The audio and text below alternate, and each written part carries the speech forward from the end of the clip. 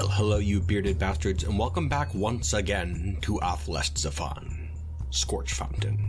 It is the 5th of Moonstone, 1172, early winter of our 9th year, and the fortress is under siege. The Dwarves of Scorchfountain had just fought off Unksa, a terrifying ettin wielding a steel spear. They have taken some losses here, and a couple of the Dwarves have suffered wounds as well, but they had better prepare themselves, and quickly.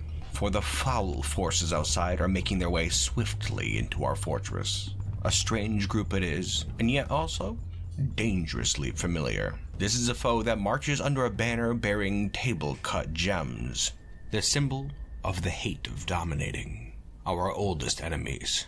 This is the first time these miserable bastards have shown up at Scorchfountain. Can't say we're too surprised that they have shown up, but what is surprising is that these aren't goblins. The hate of dominating is a goblin civilization, but these things are necromancer experiments, much like those soldiers of the night earlier in the year. However, these are a bit different. Let's have a look real quick. These things are known as Testries warriors, hairy humanoids with a fat bulging trunk and whose eyes glow spring green. They have black hair that is short and even. They were created by a human damned one known as Testry, and it appears they come from goblin stock. Another thing I'll point out is that these are not undead creatures. No, they are quite alive. However, time will tell whether that's a good or bad thing. I can't imagine it'd be very good at all. But let's keep our hopes high, dwarves. Okay, they are down in the fortress level now, going through the flail traps. Not bad at all. It looks like they are suffering some losses, but are not slowing down very much at all. In fact, they're moving much quicker than those last undead necromancer experiments. A tad alarming. Now we could go build up a wall, but what the hell? You know, I'm feeling pretty confident. I think we could take these things. We should give it a try at least. How you feeling, dwarves? Hungry, thirsty? Some of you are pretty injured still. Not what I like to see, but you had best prepare yourselves. How we doing back here, bow dwarves? Looks like we're firing off a few last arrows. Too little effect, unfortunately. And here we go. Those creatures are moving in. Prepare yourselves, dwarves, and pray that Acker graces us. Here go the flail dwarves, charging in. Seeing some injuries, but, oh yeah. Looks like we're able to take them down. Pretty easy, too. Suffering no losses at that. Oh, and it looks like that did it. The siege is broken. And here go the remaining creatures, scurrying back up the tunnels, and hopefully they won't return anytime soon. That didn't end up being so bad, actually. Thankful for that. I was hoping to kill all of them, but this is fine. This is fine. Overall, I'm pretty darn proud of us, dwarves. Our first siege successfully fended off through the use of dwarven strength. Yes, that really bolsters our confidence. It's very good to see. Let's see, what was that? It was 10 of those Testries warriors, which outwardly seem to be a bit more dangerous to fight than goblins. They're tough, strong fighters. We'll have to note that for the future. Another good thing is that they seem susceptible to pain. I wasn't too sure what the deal would be with them, if creatures like these could actually feel pain, or if it was numbed out of them through the experimentation process. That's really going to help us. You know, we should really try to get another squad of archers at some point. It's one thing to actually kill a foe, but it's another thing entirely to just make them ineffective in combat. And a little pain goes a long way towards doing just that. Now then, we have an interesting matter of this steel spear. Isn't that interesting? A steel spear, not an artifact, but it's legendary for sure. And you can be sure we're going to put it to good use too. Some people might throw something like that in a museum, put on display. But not here. No. Something like that's going to benefit us greatly in combat. That being the case, I think we should figure out who could wield the thing. Well, it looks like we've lost 4 of our warrior dwarves, including the leader of the Dreamy Urns. The warm basements are still doing pretty good though. They just lost a single member. Well, you know what? We only really just formed these squads and they've been training this whole time. We just kind of let them sort themselves out when we formed them. But how about we get into them just a little bit more? And we can start that off by finding out who killed that ettin. And here he is, Lorbam Abankatak, a flail dwarf, and member of the Dreamy Urns. You know, it would be pretty neat to give this guy that spear, but he's already a proficient mace dwarf, and I'd hate to lose that progress. That being said, I do think he'll make a great squad leader. So yeah, let's do that. Alright, there you go, Lorbam. You're now the leader of the Dreamy Urns. Strength to you, brother. Yeah, screw it. We'll equip the guy with a spear. Might as well, he earned it. Gonna have to start at square one with his learning, but that's fine. There you are, my friend. Geth Dazengathak. Wield it with pride. And what the hell? We'll give him a nickname too. We'll keep it fairly simple and memorable and go with ettin foe. Once again, my good dwarf, wield that spear well, and we hope that you serve for many more years still. Now then, Dwarves and Scorchfountain, I think we're doing pretty darn good right now. I'd like to think our hopes for the future are fairly high, and because we were able to fend off that siege relatively easily, I'm hoping we have a little bit of breathing room right now, and maybe we can get some stuff done up on the surface. That would be really nice, actually. And I'll tell you what, how about we have a look up there, too? We haven't really seen that much of the surface, and there's a lot going on. Okay, here we are, up on the surface, far above the 3 mounds here. You can see the smith over on the left, with a large scoop taken out of its eastern side. We have the forge up to the north, of course, pretty untouched. And then, of course, we have the anvil over in the east. Its time as our once reliable fortress now coming to an end. Oh, gonna take a little break here for a second. We just got this notification right here. The Hillocks of City Lights has been founded a short walk to the northwest and now looks to our thriving economy for its future prosperity. That is pretty interesting right there, and we did actually receive another notification just like this one not too long ago. It was during that ettin attack, but we kinda had bigger fish to fry. Keep this in mind. Let's finish going over the surface first. Now let's move down a little bit from this level. Down, right here you can see the wall up to the north. We are constructing a fairly long wall and hope to encompass all 3 of these mounds. And then some, actually. It's taking a bit of doing, as you could imagine. Moving down a little bit farther, you can see the top of the wall, and even farther you can see the actual wall itself. Now let's zoom in just a little bit more. You can see here it goes around the anvil now, just around the back of it.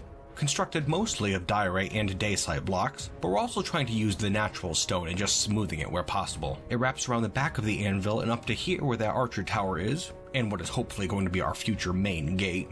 And from here, it goes up and around towards where those undead normally attack from. This is actually the area where we started building the wall, and it just spread out from here. We figured it's for the best just because sieges usually come from the north. Continuing from here, it continues up to the northwest, to the farthest reaches of our current domain, and this is where it gets tricky, because moving back up here, you can see we're trying to go around this rock mound here, and the only way we could really do that is by carving the mound away. Really, it'd be for the best if we just forgot this mound and made the wall a ton shorter, but yeah, the process is already in place, so it'll take a little bit of doing, but we're gonna get there eventually. Not too worried about it. Just gonna have to carve away a bunch more of this stone first. And after that's done, we can bring that section of wall from here in the north down here to the south, and then maybe wrap it over just a little bit down here to the east, where we could see the southern section of our wall. This is going to be the hardest bit, once again, but it's going to get there. Also, while we're up here, you can take a look at our farming terrace, and you'll also notice that we broadened that moat quite a bit. It made it so that the entire terrace is raised up from the surrounding ground. It'll make it just that much more safer, I'm thinking.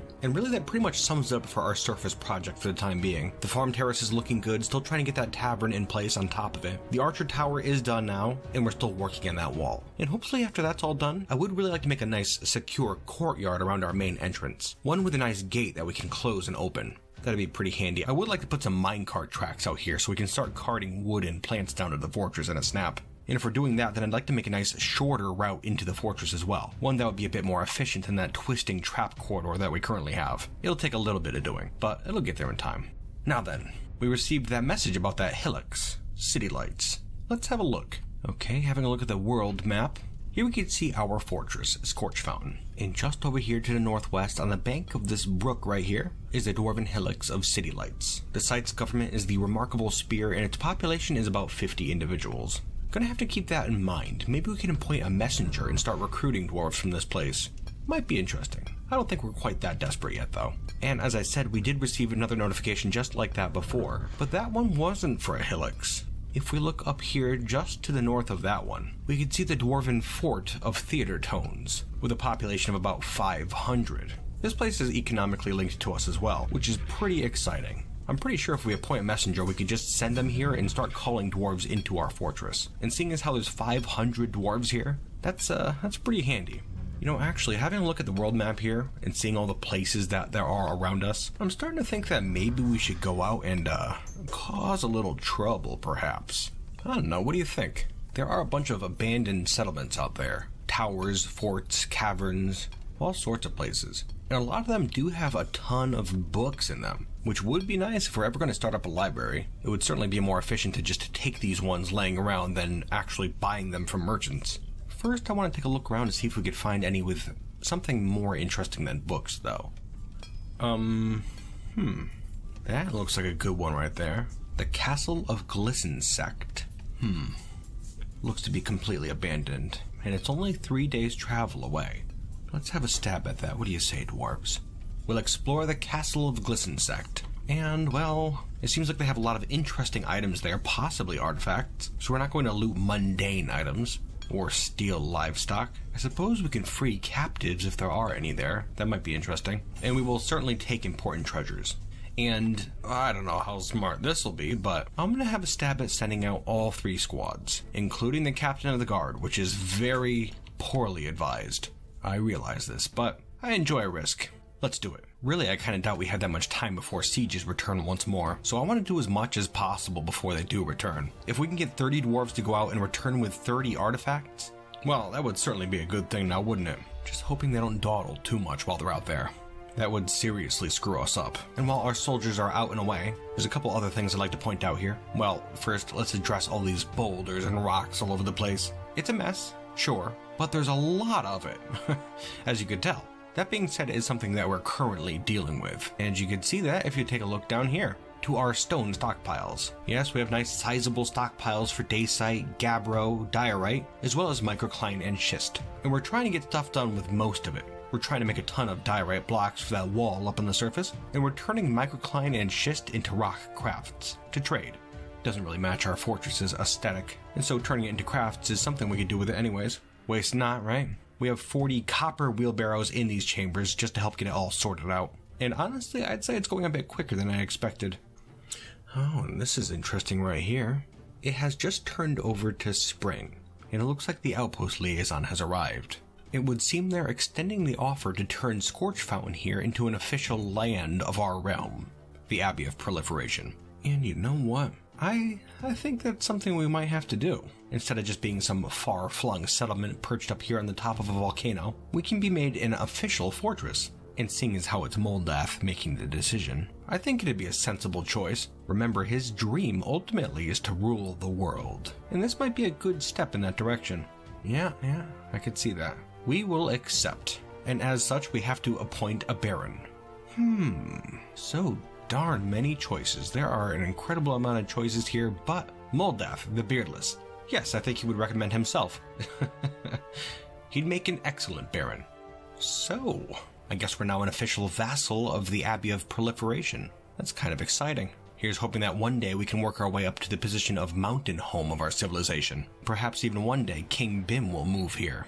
One step at a time. Right now we have to worry about those artifacts. Shouldn't be much longer now, I don't think. It's only a 3-day trip away. Well, looks like we got a new migrant wave here. Very good. Welcome aboard, dwarves. Glad to have you, of course. Looks to be quite a few of them, too. Excellent. My goodness, all kinds of interesting things going on around here. The Hillocks of Notchroof has been found at a half-day's travel to the northeast and was incorporated into our holdings. A little bit different than the other hillocks there, City Lights, or even that fortress. It looks like it was just automatically attached to us. I wonder if that has anything to do with us now being a barony. I have to imagine that's the case. And right after that, it looks like the Blue Bows and others have returned. Wonderful. Let's check their report to see what happened. Mission report, explore Glissensect, spring 1173.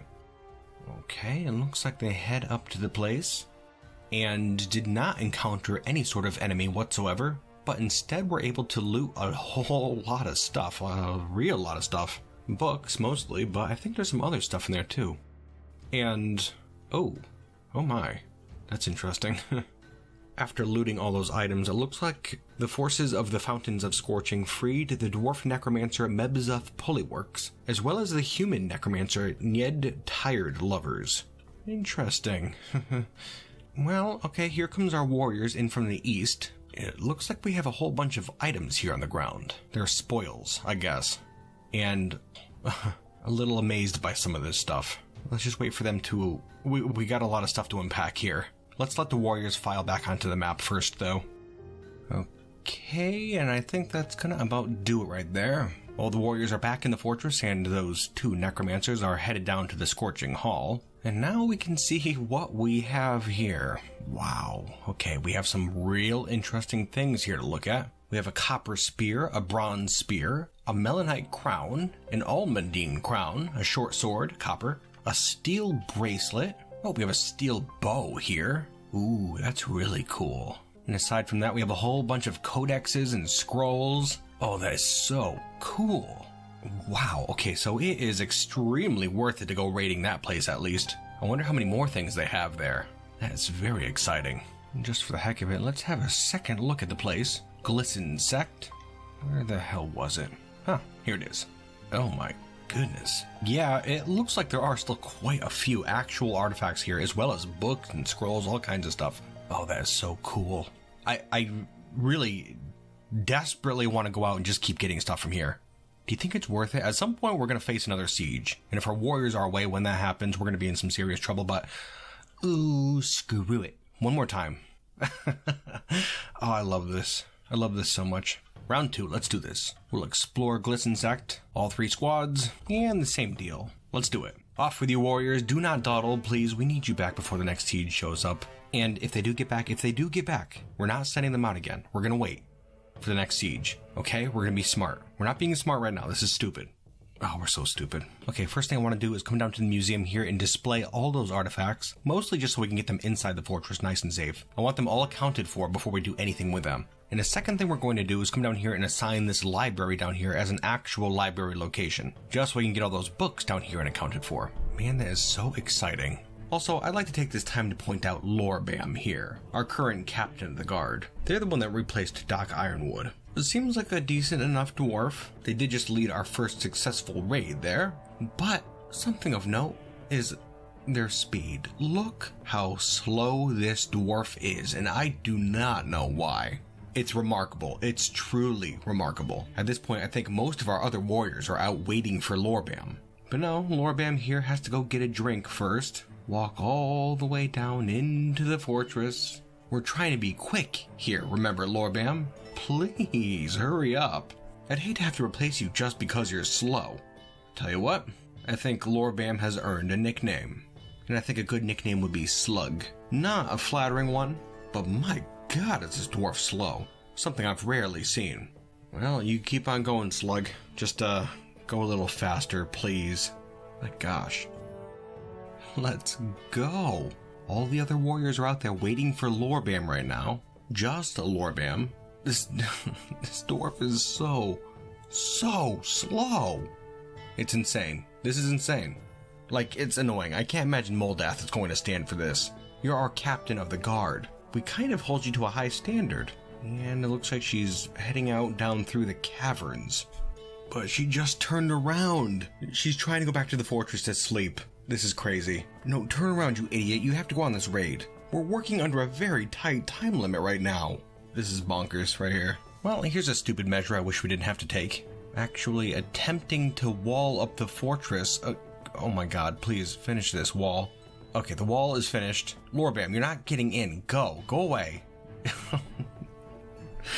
She's just gonna sleep here outside the wall, you slug. Okay. Just sleep out there, that's fine. But then you have to go. You have to get the hell out of here. Yeah, and when you get back, I think we're gonna replace you, just because you're irritating. You're an irritating dwarf. I can see she's hungry and thirsty right now. And if given the option, she would probably go back down to the fortress. But no, you go. Go on your raid, and then when you come back, you can eat and drink all you want. We need you to hurry right now. Anyways, let's give her a second. Oh my God. It looked like she was heading out, okay? But she stopped down here in this tunnel. She stopped because she's so hungry that she now has to hunt for small creatures just on the ground, like worms and bugs and stuff, because she's just so hungry. Lorbam, you disgust me. Alright, I tell you what, we have all the warriors off the map right now, and they just need someone to lead them. And I don't know how this is gonna work, but I'm gonna go with Tun Beetlebane. What the hell, we'll give it a try. Lorbam, you're a real disappointment, I'll tell you. Alright, let's unblock the gates, huh? As for you, Beetlebane, I'm sure you're gonna do a damn fine job. Bring him back safe, and quickly, too. Too much time has already passed. And now that we have that all squared away, we can have a look at our guests. These necromancers, a human and dwarf, who were apparently prisoners in that castle. That abandoned castle. Gotta be curious how long they were held there. Very strange, really, when you get down to it. Were they locked in a chamber, perhaps? That could be the case. Maybe they were freed from some ancient cell. It's a shame we can't learn more about them, really. What we do know is that they've come here seeking sanctuary, and they both believe this would be a safe place to stay. Intriguing. You know, I guess they could stay around for now, and if it does appear they seem like decent people, then I see no reason why not to have them here. I mean, hell, we already do have a necromancer here. Quite a prolific and useful one as well. Huh, well, you guys get comfy, and if you need anything, just let us know. Oh, and here we are back up on the surface, and it looks like our warriors have returned once again. And it also looks like they were successful in their little raid. Oh man, that is so cool. Let's see. Oh yeah, got some new stuff here. A bronze shield, a bismuth bronze warhammer, toy axe, a crossbow, and a whole bunch of books and scrolls, more for our library. Just wonderful. Well, my dwarves, let's make sure to get those artifacts in place here in our museum. They are now property of Scorchfountain after all. Can't have anybody getting their dirty mitts on them. And now that we have 2 successful raids under our belt, I think we should just kind of hunker down and wait for the next siege. I have to imagine it's not going to be long before it shows up. That being said, we do still have some projects ongoing up on the surface. Very important. I want to get that wall completed at some point. And of course, we also have the Farm Terrace Tavern. Got to get that in place. Yeah, a whole bunch of little things. Actually, here's something a bit interesting. We have Beetlebane down here in the fortress. Our new captain of the guard, on her way to interrogate one of our engineers, Domas. The guy's been causing some trouble lately, throwing tantrums and stuff, and that's not something we can tolerate. Though I figured, what the hell? Let's maybe try to interrogate the guy, see if we can find out what's going on exactly. I'm not sure if this will do anything, but it's worth a try. Okay, Beetlebane met with Domas and made intimidating remarks in order to elicit information. Domas naively complied, and confessed to multiple crimes. In the early spring of 1172, an unidentified creature corrupted subject, Domas, in order to have an agent in Scorchfountain. This unidentified creature met with the subject and made a threat, and Domas was too afraid to not comply, despite valuing the law. It looks like this unidentified creature plotted to steal Trampled Bog, under the influence of yet another unidentified creature. That is interesting right there. Early spring 1172. Well, I mean, it's pretty obvious who the hell it was. We've only had a couple visitors here in the fortress. I'm thinking clearly it had to have been either that Ulm man, or maybe that Capybara man damned one. Go figure, some of the first visitors we have in the fortress and they're troublemakers. And actually on that note, we do have another guest currently, a human damned one. They just stumbled in and they're down here in the fortress. Apparently they're here to check out the Scorching Hall, which I guess is fine, but that's pretty much what those other ones were doing too. So, I guess let's just hope this one doesn't cause any trouble. Just keep your eyes on this one, dwarves. And now, I guess we just can kind of sit back and relax for a while. Get some stuff straightened out here in the fortress, and pretty much just wait for another siege to show up. I can't imagine it would take that long at this point. It has been quite some time.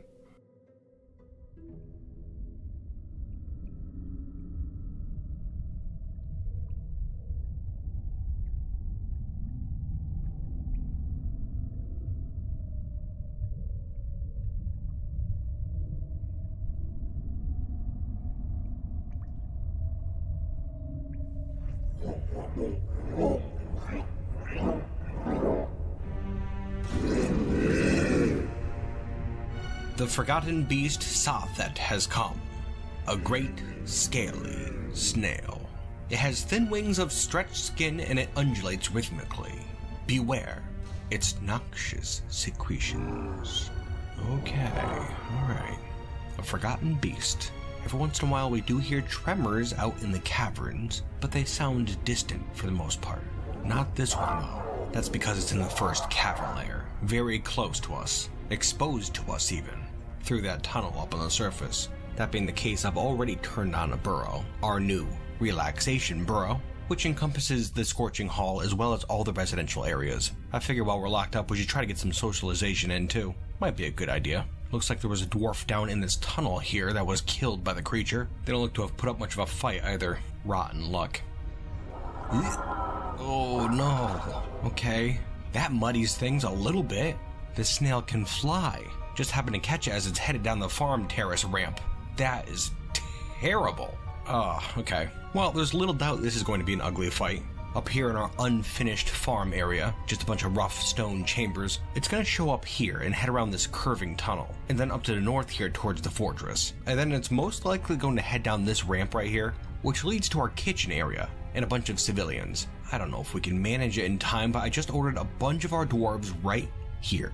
Right to this area. And Yeah, this is going to be one of those messy fights, I think. I can almost guarantee it. Just really wishing they hurry up. Come on, dwarves, there are 30 of you. Chances are we can get at least a couple here before it gets down. That is a long tunnel. Still no warriors. The game is unpaused right now. Who will arrive in the area first, the beast or some warriors? It's not going to be enough to have just a couple warriors either. We're going to need a whole bunch. Oh no, here comes the beast. This is going to be just an awful mess. Prepare yourselves, dwarves. Oh no, here we go. Flail dwarf in combat. And here's Aral, the silent. Oh, he was just batted away by the snail. But here they come. We have some warriors in here now. The creature is just spraying its gas all over the place. But oh man, it looks like they were able to kill it. Oh, that was a quick and brutal battle right there. Okay, dwarves, I suppose we can resume our duties. Maybe get this mess cleaned up here. We did lose that one dwarf, which really isn't too bad, all things considered. We were not prepared for this. Though, we have to remember it was spraying that gas around, whatever that was. Really hoping that doesn't have some sort of ill effect on our dwarves. And just like that, it's all cleaned up already. Well, I like that. Certainly no complaining. Having a look down here in our hospital, you can see our 4 wounded dwarves, including Aral the Silent, who I have to imagine is going to come around. That guy seems pretty sturdy. It was interesting seeing him fighting in that combat too. Right at the beginning, the creature grabbed him by his axe and bit his teeth out somehow. And then he was able to hack the thing in the wing, which prevented it from flying. That might have really saved us right there, actually. Yeah, hang in there, you guys.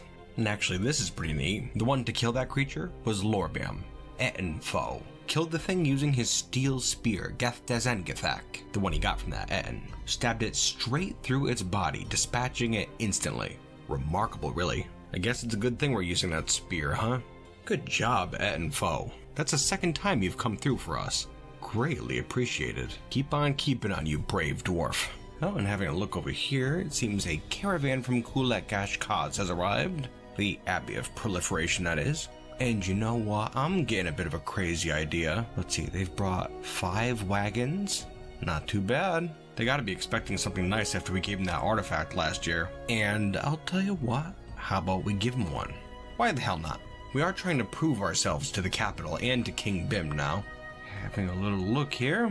What do we have that we can get rid of? Okay, here we are. We have Orshar Ilned, the Web of Justifying, a steel bracelet, as well as Zassit Tazkab, the mitten that Ettin was wearing, which we don't mind getting rid of, really. We still have that spear as a memento, which is far more interesting too. I'm thinking we could trade one of these things, and then the other we can use as an offering. Yeah, let's do it.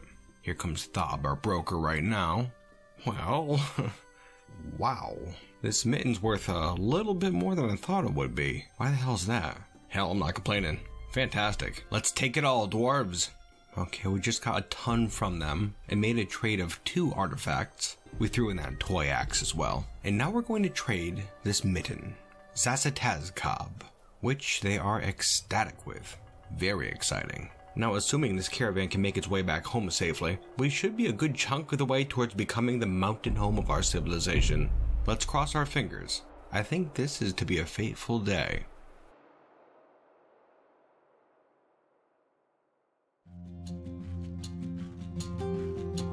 Bearded bastards, here at the end of the episode once more to talk about some stuff that happened behind the scenes. Nothing terribly specific. Something of note is that I'm recording this after doing all the drawings, which is not usually the case. Normally I record these right after I'm done recording, so I'm still feeling a bit chipper. But I'm gonna tell you what, doing those drawings really takes it out of me. It's the craziest thing. I think I don't know what I do too much.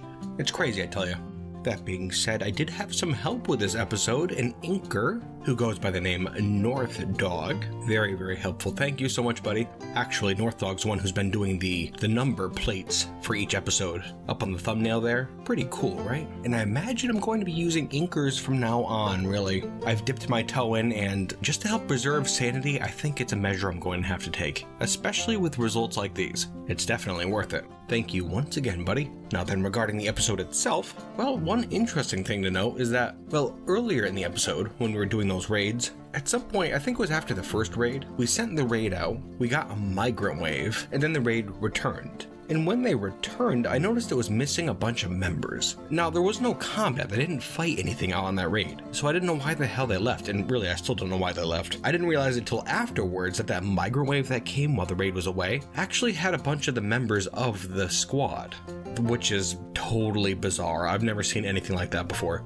A lot of the time, it's hard to tell how I should handle a bug like that in terms of telling you guys what's up. Like, I didn't notice it immediately, so I would have had to be like, oh, hey, I noticed that this migrant wave was totally screwed up, and it just kind of breaks immersion. It's not fun, doesn't really add anything. And so that's actually part of the reason I started this thing at the end of the episode here, just so I can let you know about some weird bugginess. Anyways, yeah, the Dwarves seem fine for the most part, all back in their respective squads, and I think they're ready to raid once more. Next episode, perhaps? Here's hoping. Anyways, my bearded bastards, I thank you once again for joining me here. I hope you enjoyed yourselves, and I certainly hope you'll join me next time here in Outpost Liaison, Scorchfountain. And until then, you bearded bastards.